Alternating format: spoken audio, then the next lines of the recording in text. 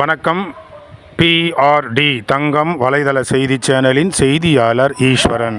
இன்றைய பக்தி செய்திகள்.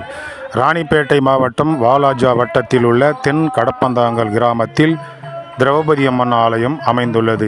இந்த ஆண்டு அதற்கு சிறப்பான அக்னி வசந்த விழா தொடங்கி கொடியேற்றத்துடன் விழா தொடர்ந்து நடைபெற்று வருகிறது. திரௌபதி அம்மன் திருக்கல்யாணம், சுபத்திரை திருக்கல்யாணம் நடந்து முடிந்து இன்று தபசு மரம் ஏறும் விழா சிறப்பாக காலையில் தொடங்கப்பட்டது. முன்னதாக ஸ்ரீ திரௌபதி அம்மாவிற்கு பல்வேறு விதமான அபிஷேகங்கள், ஆராதனை, தீபாராதனை, அலங்காரம், பின்பு பொதுமக்களுக்கு பக்தர்களுக்கு பிரசாதம் வழங்குதல், பொதுமக்களுக்கும் பெண்களுக்கு குறிப்பாக மங்கள பொருட்கள் வழங்கி இந்த தபசு மரம் ஏறும் நிகழ்ச்சி தொடங்கி நடைபெற்றது. இதில் கோயில் நிர்வாகிகள், விழா குழுவினர், ஊராட்சி மன்ற தலைவர், ஊராட்சி மன்ற துணைத் தலைவர், வார்டு உறுப்பினர்கள், குறிப்பாக இதில் சிறப்பு அழைப்பாளராக துணிநூல் துறை அமைச்சர் காந்தி அவர்கள் கலந்து கொண்டு சுவாமி தரிசனம் செய்தார்.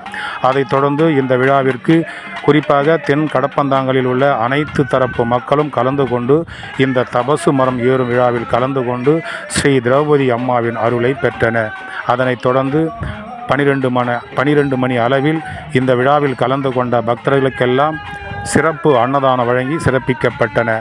தொடர்ந்து தபசு மரம் ஏறும் விழா தொடர்ந்து பல்வேறு விதமான நிகழ்ச்சிகள் நடந்து பின்பு இன்னும் நிகழ்ச்சிகள் நிறைய இருக்கிறது. அதை பொதுமக்கள் கலந்து கொண்டு அம்மாவின் அருளை பெற்று கண்டுகளிக்குமாறு கோயில் நிர்வாகத்தின் சார்பாகவும் அழைப்பு விடுத்தார்கள்.